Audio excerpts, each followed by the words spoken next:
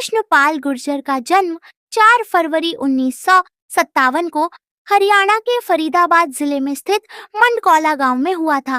वे एक साधारण किसान परिवार से ताल्लुक रखते हैं। उनके पिता का नाम श्रीचंद सिंह और माता का नाम श्रीमती धर्मवती था। अपनी प्रारंभिक शिक्षा पूरी करने के बाद कृष्णपाल गुर्जर ने महाराजा अग्रसेन कॉलेज से स्नातक की डिग्री प्राप्त की।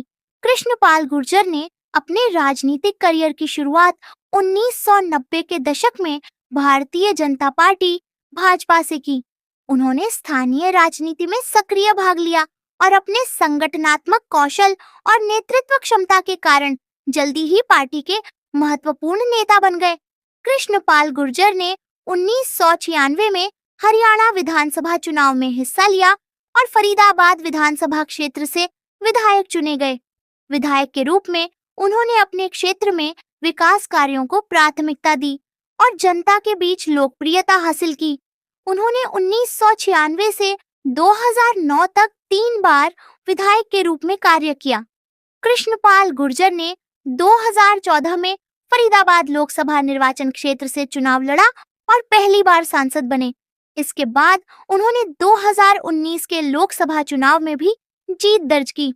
सांसद के रूप में उन्होंने अपने क्षेत्र के विकास के लिए कई महत्वपूर्ण परियोजनाएं शुरू की और जनता के बीच अपनी छवि को मजबूत किया।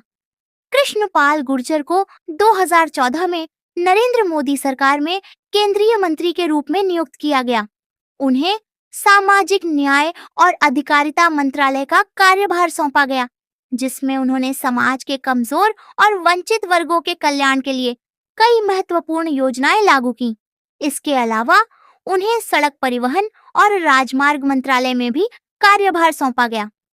कृष्णपाल गुर्जर का विवाह श्रीमती अनीता गुर्जर से हुआ है और उनके 3 बच्चे हैं। उनका परिवार समाज सेवा और राजनीतिक गतिविधियों में सक्रिय रूप से भाग लेता है। वे अपने परिवार के साथ फरीदाबाद में रहते हैं और समाज के विकास में महत्वपूर्ण भूमिका निभाते हैं। कृष्णपाल गुर्जर ने अपने राजनीतिक जीवन के अलावा सामाजिक और सांस्कृतिक क्षेत्रों में भी महत्वपूर्ण योगदान दिया है।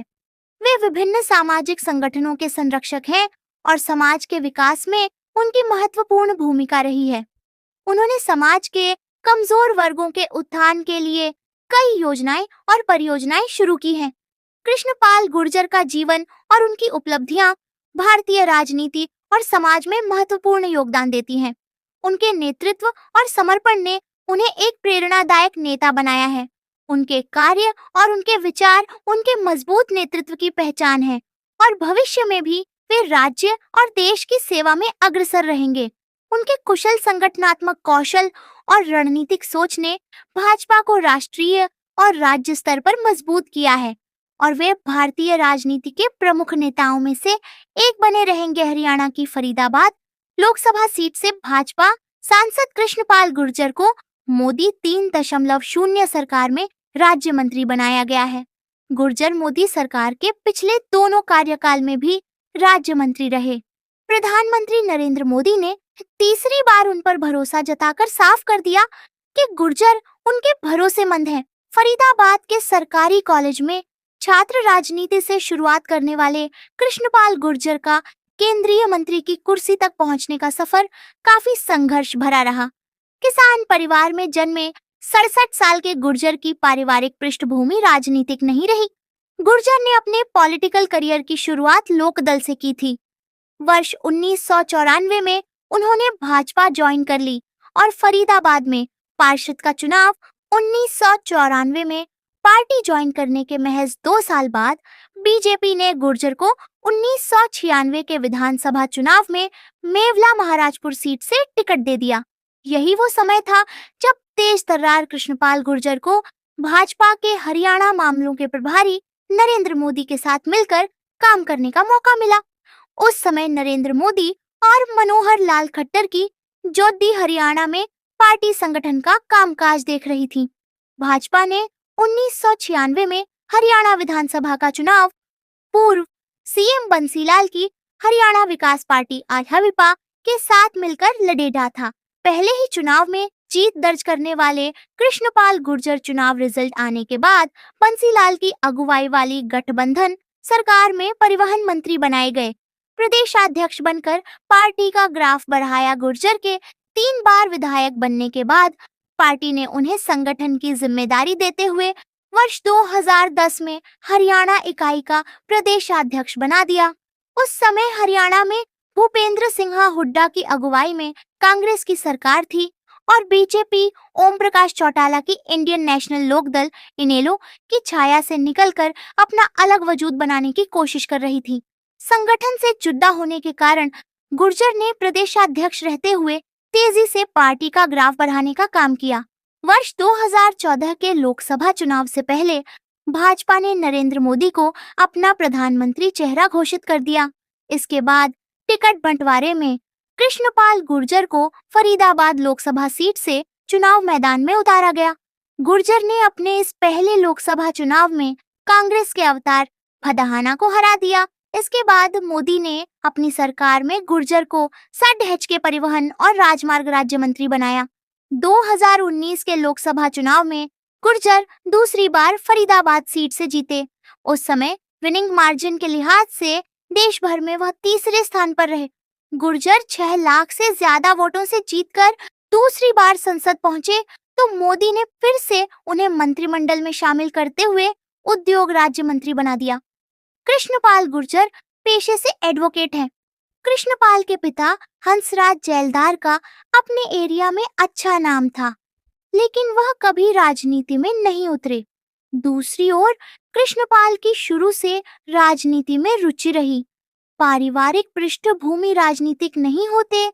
विनोद लखमाशी चावड़ा कच्छ गुजरात से राजनेता हैं जो भारतीय जनता पार्टी बीजेपी से संबंधित हैं। उन्होंने 2014 के लोकसभा चुनाव में कच्छ सीट से भाजपा और एनडीए उम्मीदवार के रूप में चुनाव लड़ा था।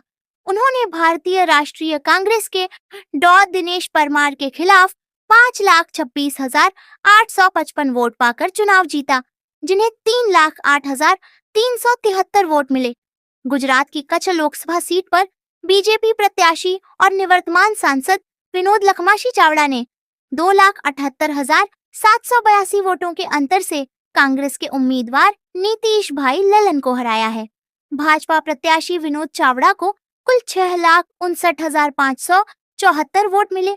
कांग्रेस उम्मीदवार नीतीश ने 3,90,000 वोट हासिल किए और दूसरे नंबर पर रहे। वहीं बसपा के विजय भाचरा 6,111 वोट पाकर तीसरे पायदान पर रहे। साल 2019 के लोकसभा चुनाव में विनोद लखमाशी चावड़ा मैदान में थे। उन्होंने कांग्रेस के नरेश नारायण भाई माहेश्वरी को हराकर कच्छ लोकसभा सीट अपने नाम की थी। अब एक बार फिर उन्होंने यह सीट भाजपा की झोली में डाल दी है। बीजेपी ने एक बार फिर कच्छ सीट से विनोद चावड़ा को टिकट देकर लगातार तीसरी बार विश्वास जताया है। विनोद चावड़ा ने पहली बार 2014 और फिर 2019 में इसी सीट से लोकसभा चुनाव लड़ा और भारी मतों से जीत हासिल की। पार्टी ने उन्हें एक और मौका दिया है।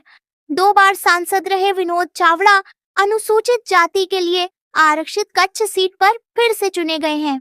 तीसरी बार कच्छ सीट जीतकर इतिहास रच दिया है। कच्छ सांसद विनोद चावड़ा को उनके प्रदर्शन को देखते हुए प्रदेश बीजेपी संगठन का महासचिव भी नियुक्त किया गया। क्षेत्र से लेकर केंद्रीय संगठन और सरकार तक उनकी अच्छी पकड़ रही है। सांसद विनोद चावड़ा ने LLB तक पढ़ाई की है। वह कच्छ जिला पंचायत में सामाजिक न्याय समिति के अध्यक्ष रह चुके हैं। उनका पैतृक गांव कच्छ के नखत्राना तालुका सुखपार रोहा है, जो अब्दासा विधानसभा क्षेत्र में आता है। 45 वर्षीय विनोद चावड़ा ने अहमदाबाद की गुजरात यूनिवर्सिटी से MA किया है। साल 2003 में B.Ed और 2005 में गुजरात यूनिवर्सिटी LLB किया। विनोद चावड़ा पेशे से किसान और कारोबारी हैं। वह 7 करोड़ रुपए की संपत्ति के मालिक हैं। वहीं उन पर 1,56,00,000 रुपए की देनदारी है। चुनावी हलफनामे के मुताबिक विनोद और इनकी पत्नी के पास कुल 1 लाख रुपए कैश है।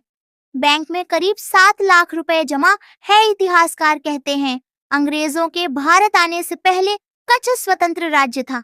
अंग्रेजों ने यहाँ पर कब्जा किया, फोर्ट बनाए, यहाँ 8वीं शताब्दी में बना भव्य किला कंठकोट मौजूद है।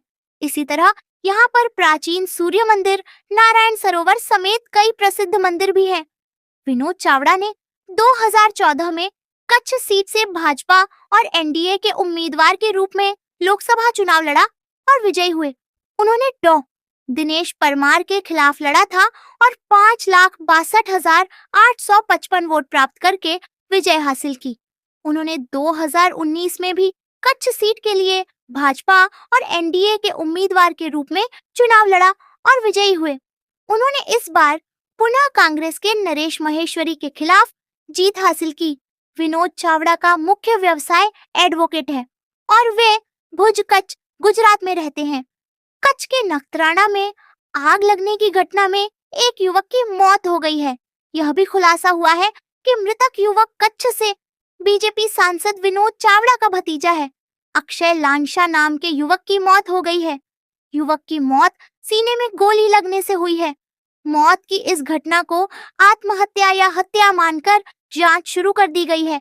पश्चिम कच्छ पुलिस का एक बेड़ा मौके पर पहुंच गया है, इसलिए शव को पोस्टमार्टम के लिए भेज दिया गया है। अक्षय लांशा का शव होंडा कार में मिला था। इसको लेकर कई तरह के संदेह हैं। शव नखत्रमा के कोटा जोतदार गांव के पास वाड़ी इलाके के भटनगर में मिला। पुलिस को एक रिवॉल्वर भी मिला है। फिलहाल शव का पोस्टमार्टम कराया जा रहा है। 23 साल के अक्षय लांशा कुछ दिन पहले ही अमेरिका से मेडिकल की पढ़ाई पूरी करके लौटे थे। वहीं बाद में कार में लहूलुहान हालत में शव मिलने से सूबा में हड़कंप मच गया है। फिलहाल पुलिस भी किसी नतीजे पर नहीं पहुंच पाने के कारण दुर्घटना का मामला दर्ज कर आगे की जांच कर रही है। आखिरकार विनोद चावड़ा ने सभी बातों को पीछे छोड़ते हुए मौजूदा मानसून सत्र में कच्छ से जुड़े 2 सवाल पूछे। सबसे पहले उन्होंने रेल मंत्रालय से पूछा कि क्या भुज से दिल्ली के बीच सुपरफास्ट ट्रेन चलाने की योजना है। इस पर रेल मंत्रालय ने जवाब दिया कि फिलहाल ऐसी कोई योजना नहीं है। कच्छ के निर्वाचित विधायक विनोद चावड़ा ने लंबे समय के बाद अपने क्षेत्र के लिए सवाल उठाया। कई लोगों का मानना है कि भाजपा में चुनिंदा लोग संसद में अपने क्षेत्र से संबंधित सवाल नहीं उठा रहे हैं। राजमार्गों के बारे में एक और सवाल पूछा था, जिसका मंत्रालय ने विस्तृत जवाब दिया था, लेकिन आश्चर्यजनक रूप से सांसद ने 2019 में भुज और दिल्ली के बीच ट्रेन के बारे में भी सवाल पूछा। जिले के लोगों को विनोद चावड़ा से बहुत उम्मीदें हैं। वे चाहते हैं कि राजस्थान की तरह यहाँ भी पर्यटन का विस्तार हो, क्योंकि कच्छ में भी कई पुराने स्थल और समुद्र तट हैं, जो आने वाले सालों में राज्य के लिए केंद्र बिंदु बन सकते हैं। कच्छ में पर्यटन, अब्दसा जैसी जगहों पर ज्यादा ध्यान देने की जरूरत है, क्योंकि इस क्षेत्र में विकास जरूरी है। संसाधनों और काम की कमी के कारण लोग इन जगहों से पलायन कर रहे हैं। अब्दासा में पिंगलेश्वर बीच भी है, जो इस क्षेत्र के लिए एक बड़ा बदलाव साबित हो सकता है। अगर सरकार इस पर काम कर सकती है, तो हम एक और कच्छ क्षेत्र को पर्यटन का लाभ उठाते हुए देख सकते हैं। भारत के सबसे बड़े जिले कच्छ लोकसभा निर्वाचन क्षेत्र एक बार फिर लोकसभा चुनावों के लिए रण क्षेत्र बन गया है। भाजपा ने अनुभवी राजनेता विनोद चावड़ा को मैदान में उतारा है, जिनकी संपत्ति में उनके कार्यकाल के दौरान काफी वृद्धि